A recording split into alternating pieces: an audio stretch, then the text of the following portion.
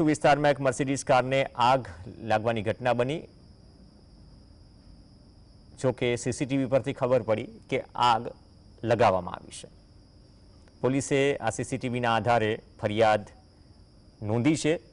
કારના માલિક એક મહિલા છે જે મોડેલિંગ ક્ષેત્ર સાથે સંકળાયેલા છે। પોલીસને શંકા છે કે આ કારને મહિલાના ભૂતપૂર્વ મિત્રો દ્વારા આગ લગાવવામાં આવી હોઈ શકે। આ ઉપરાંત આ મહિલાના કાકાની જે ફોર વ્હીલર છે તે પણ થોડા દિવસો પહેલા જ પાંડેસરા વિસ્તારમાં મોડી રાત્રે તેમાં આગ લગાવવામાં આવી।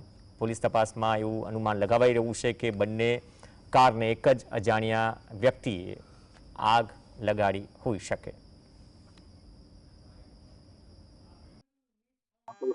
गाड़ी खड़ी थी।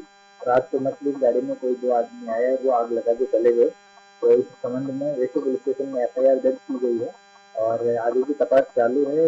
आरंभिक सीसीटीवी फुटेज में दो आदमी स्कूटी पे आते हुए और गाड़ी पे कुछ ज्वलनशील पदार्थ डाल के आग लगाते हुए दिख रहे हैं।